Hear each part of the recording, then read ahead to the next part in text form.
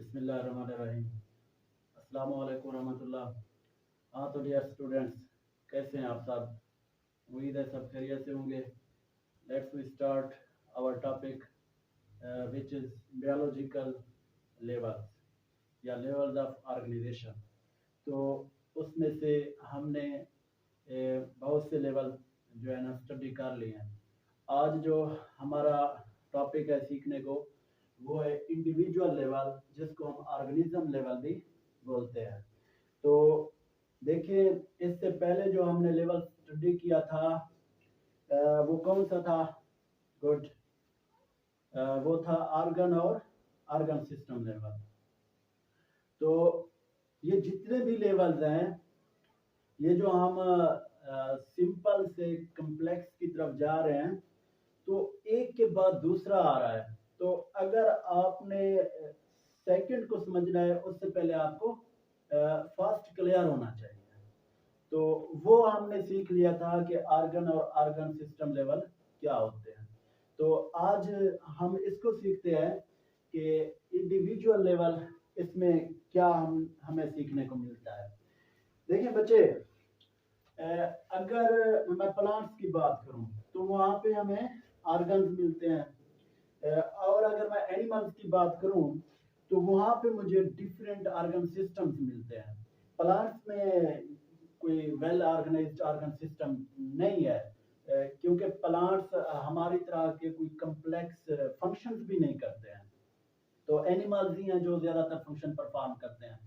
तो उनमें आर्गन और आर्गन सिस्टम प्रेजेंट है एनिमल्स में। प्लांट्स के अंदर सिर्फ आर्गन सिस्टम नहीं है, आर्गन भी प्रेजेंट होते हैं। अगर आर्गन सिस्टम कह दें तो वहाँ पे सिर्फ एक वस्कुलर सिस्टम ही आपको मौजूद मिलेगा, जो कि आपका वस्कुलर सिस्टम है, जाइलम और फ्लोएम के ऊपर मुश्तमिल होता है। बहरहाल, यहाँ पे जो इंडिविजुअल लेवल है, पहले इंडिविजुअल का मकसद क्या है? इंडिविजुअल का मकसद होता है इनडिविजिबल, जिसको अगर मैं इसका मीनिंग कहूं तो इसका मतलब होता है इसको हम डिवाइड नहीं कर सकते। अगर आपने ऐसा कर दिया तो ऑर्गेनिज्म विल बी डेड, तो वो सरवाइव नहीं करेगा। आपने उसको यहाँ से उठा दिया है, तो आप इसको डिवाइड नहीं कर सकते हैं। ये इनडिविजिबल है, ये जानदार। तो जब आपको इसका मीनिंग आ जाता है तो यहाँ पे आप इसकी डेफिनेशन करनी है। इंडिविजुअल लेवल क्या है, मैं इसकी डेफिनेशन करने लगा कि ऑर्गन्स, जो डिफरेंट ऑर्गन्स हैं, किसमें मैं लिख लेता हूं वेरियस ऑर्गन्स इन प्लांट्स। ठीक है भाई। अगर एनिमल्स हूं तो वहां पे मैं क्या लिखूंगा? Various organ system in animals. Plants हूं तो मुख्तलिफ ऑर्गन, और एनिमल्स हूं तो मुख्तलिफ ऑर्गन सिस्टम। अब ये क्या होंगे? ये असेंबल होंगे, assemble together various organs in plants या various organ systems in animals। assemble together, assemble होते हैं, इकट्ठे हो जाते हैं, to form an individual, जिसको हम क्या कहते हैं? the whole organism।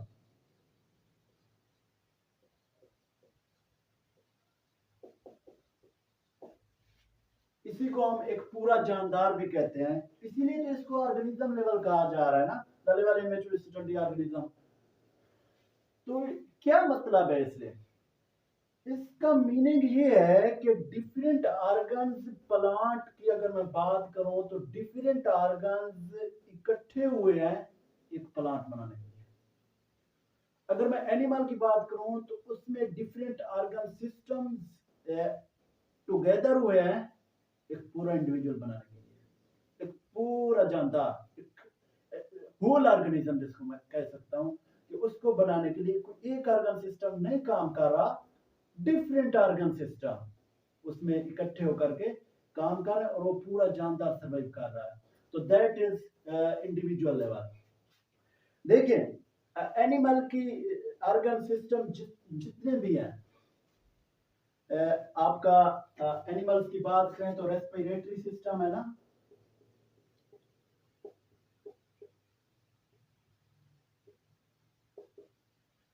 और एनिमल्स में होता है सर्कुलेटरी सिस्टम,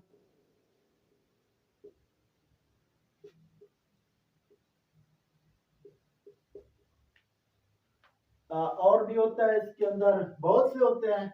मैं यहाँ पे दो तीन आपको एग्जांपल देता हूँ। मस्कुलर सिस्टम होता है जैसे,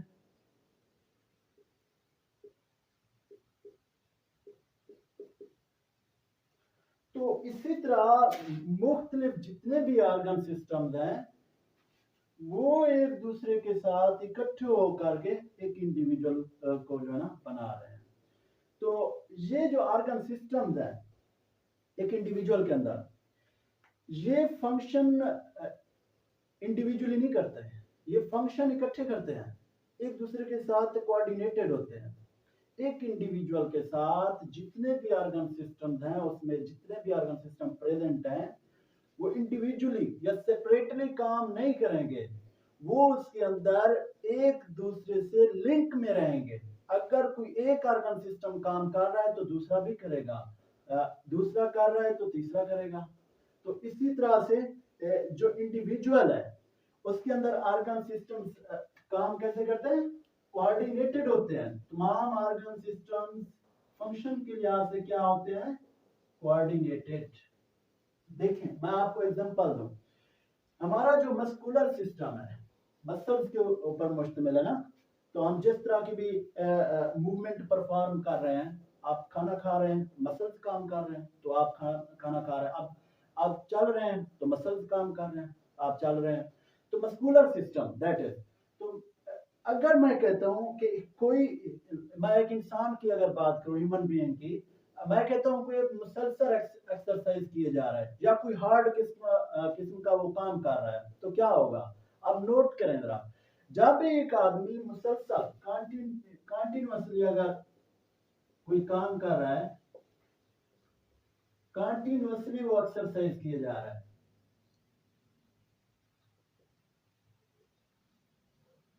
या कोई हार्ड किस्म का काम कर रहा है, तो उसके साथ क्या होता है, ना सिर्फ उसका मसल मतलब ना उसका सिर्फ मस्कुलर सिस्टम काम कर रहा होता है, उस वक्त उसका सर्कुलेटरी सिस्टम भी तेज हो जाता है और उसका रेस्पिरेटरी सिस्टम भी इंक्रीज हो जाता है।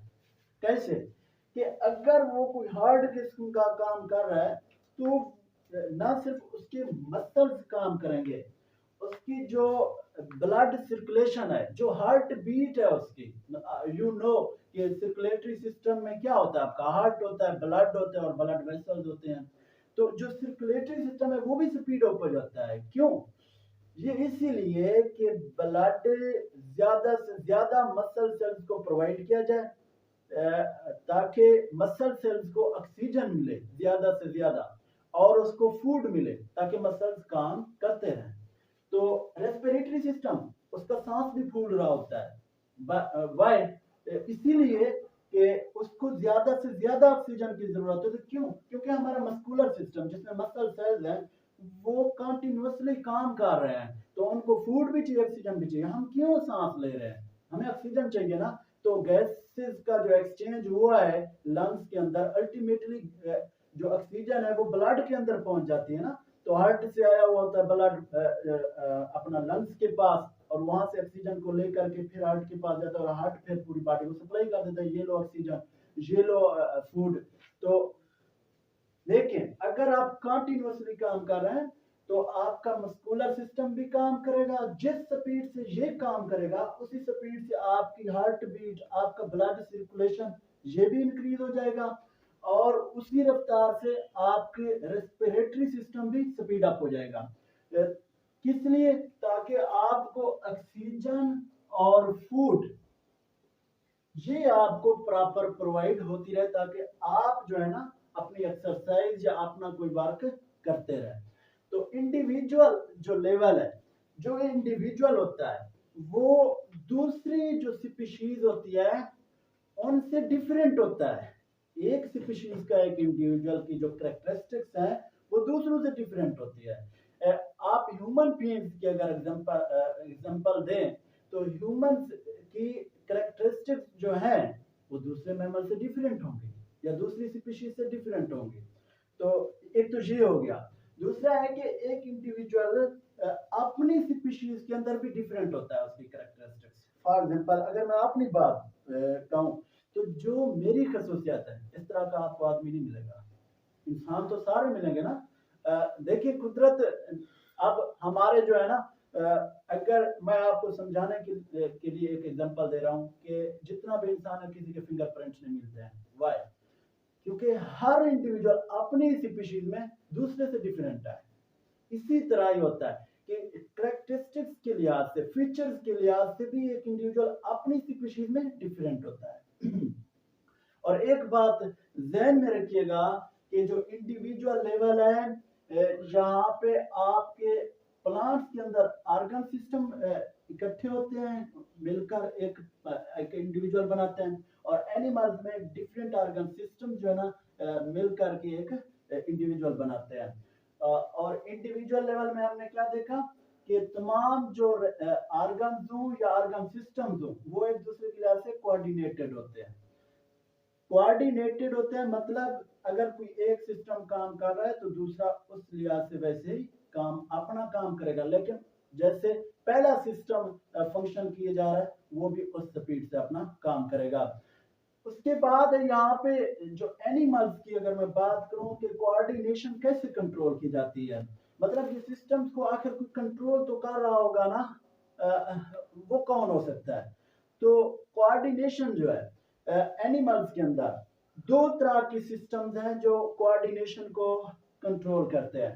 वो कौन से हैं? देखिए एनिमल्स के अंदर दो तरह के सिस्टम्स ये है। एक है आपका नर्वस सिस्टम, नर्वस सिस्टम। दूसरा है आपका एंडोक्राइन सिस्टम, एंडोक्राइन सिस्टम। ये दो तरह के सिस्टम से कोऑर्डिनेशन को कंट्रोल करते हैं। नर्वस सिस्टम क्या होता है कि इसकी डेफिनेशन में भी यही है कि एक ऐसा सिस्टम जो न्यूरॉन सेल्स पर मुश्तमिल और बॉडी में कोऑर्डिनेशन करवाए। The systems which consist of neuron cells and and transmit signals या impulses toward the brain and spinal cord and control the coordination, that is known as nervous system। और endocrine system क्या होता है? Endocrine system आपकी body के अंदर एक ऐसा सिस्टम है जो कुदरत ने रखा हुआ है एनिमल्स की बॉडी में। स्पेशली मैं ह्यूमन बीइंग की बात करूंगा तो उनके अंदर एक ऐसा सिस्टम है, ये भी कोऑर्डिनेशन को कंट्रोल करता है। कैसे? ये इस तरह से कंट्रोल करता है कोऑर्डिनेशन को कि इसमें हार्मोन्स बनाए जाते हैं। क्या बनाए जाते हैं? हार्मोन्स। खास किस्म की रतूबतें बनाई जाती हैं जो बनती तो एक जगह पे है लेकिन टारगेट उनका कहीं दूर होता है। वो अपना जो है ना इफेक्ट कहीं दूसरी जगह पे उन्होंने करना होता है, बनती कहीं और पे और जगह पे है। तो एंडोक्राइन सिस्टम ऐसे काम करता है।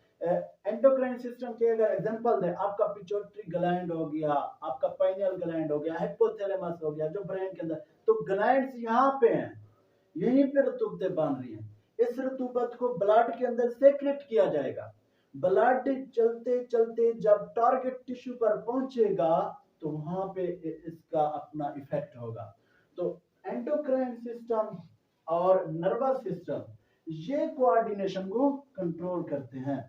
तो हमें पता है कि एक इंडिविजुअल में जितने भी सिस्टम है वो कोऑर्डिनेटेड है एक दूसरे के साथ, और कोऑर्डिनेशन को कंट्रोल कर रहा है आपका ब्रेन। अगर नर्वस सिस्टम की मैं बात करूं तो ब्रेन और स्पाइनल कार्ड है। अगर एंडोक्राइन सिस्टम की मैं बात करूं तो डिफरेंट ग्लैंड्स हैं जो कि हार्मोन्स बनाते हैं। प्लांट्स के अंदर क्योंकि आपको पता है कोई वेल ऑर्गेनाइज्ड सिस्टम नहीं है, तो वहां पे कैसे कंट्रोल होता है? वहां पे कंट्रोल कर रहे होते हैं हार्मोन्स। कहीं पे भी बन सकते हैं हार्मोन्स और वो अपने फंक्शन को कंट्रोल कर रहे होते हैं। तो ये था हमारा आज का जो है ना लेक्चर के इंडिविजुअल लेवल यानी ऑर्गेनिज्म लेवल क्या होता है। यहाँ पे हमने कुछ भी नहीं पढ़ा है, परेशान होने की कोई बात नहीं है। अगर आपको हमारा लेक्चर अच्छा लगा है तो लाइक करें, और अगर आप न्यू हैं तो हमारे चैनल को सब्सक्राइब करें। अगर आप लाइव क्लासेस लेना चाहते हैं तो आप ज्वाइन करें लेजेंड साइंस एकेडमी। आपका ये पता है full dot DG Khan. Next lecture के लिए फिर मिलते हैं। अल्लाह हाफ़िज़।